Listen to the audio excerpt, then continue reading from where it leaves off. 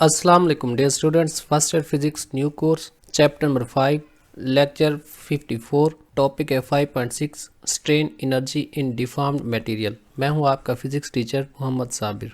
Strain energy in deformed material, जिस वक्त आप एक मटेरियल को डिफॉर्म करते हैं मींस आप उसके डायमेंशंस में चेंज लाते हैं, तो चेंज के दौरान उस मटेरियल के मॉलिक्यूल्स अपनी ओरिजिनल पोजीशन से कुछ डिस्प्लेस हो जाते हैं। उस डिस्प्लेसमेंट की वजह से उन मटेरियल्स के अंदर एनर्जी स्टोर हो जाती है कि अगर आप उस फोर्स को हटाएंगे मींस डिफॉर्मिंग फोर्स को हटाएंगे तो वह मटेरियल अपनी ओरिजिनल डायमेंशंस को रिकवर कर लेते हैं। तो ये जो एनर्जी उन बॉडीज़ में स्टोर हुई, इस एनर्जी का नाम है strain energy in deformed material, क्योंकि उनकी डिफॉर्मेशन की वजह से है।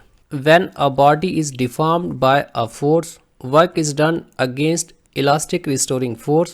It is stored in it as its potential energy and is equal to the gain in potential energy of the molecules of a body due to their displacement from their mean position.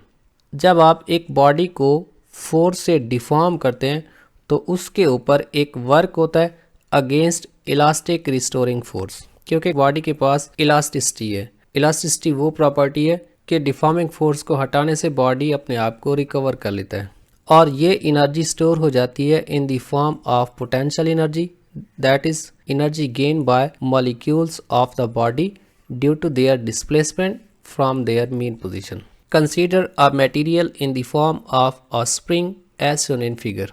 फर्ज करें एक material है that is in the form of spring, जो इस figure में दिखाया गया। It is stretched by a force F through extension x.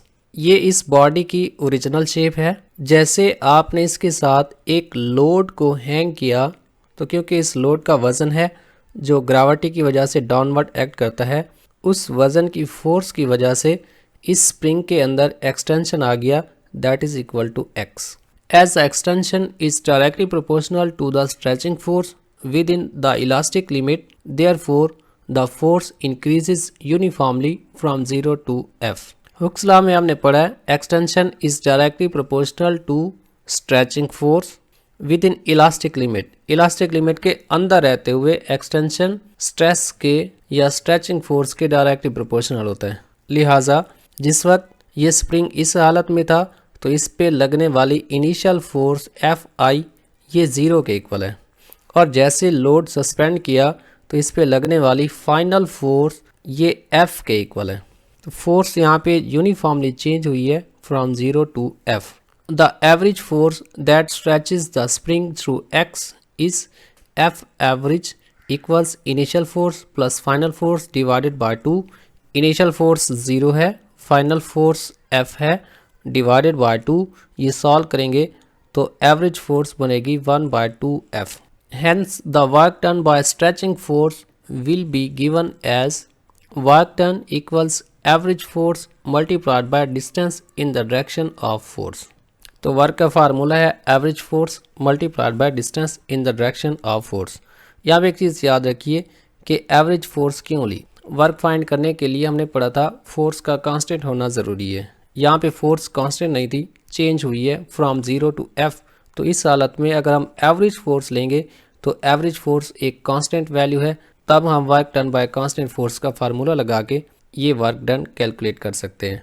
तो mathematically W equals 1/2 average force multiplied by distance, जो फोर्स की डायरेक्शन में है that is x। Hooke's law के according this F average is proportional to x। अगर आप proportionality sign हटाते हैं तो k आता है, तो एवरेज फोर्स बन जाती है kx।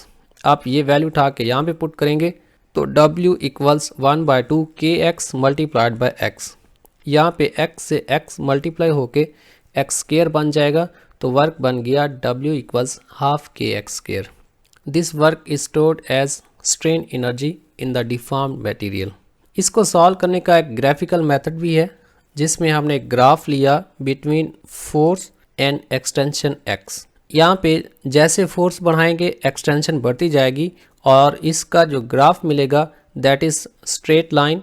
और इस वक्त जो टोटल वर्क है वो वर्क होगा area of this shaded area means area of triangle OPQ। Here work equals area of triangle OPQ.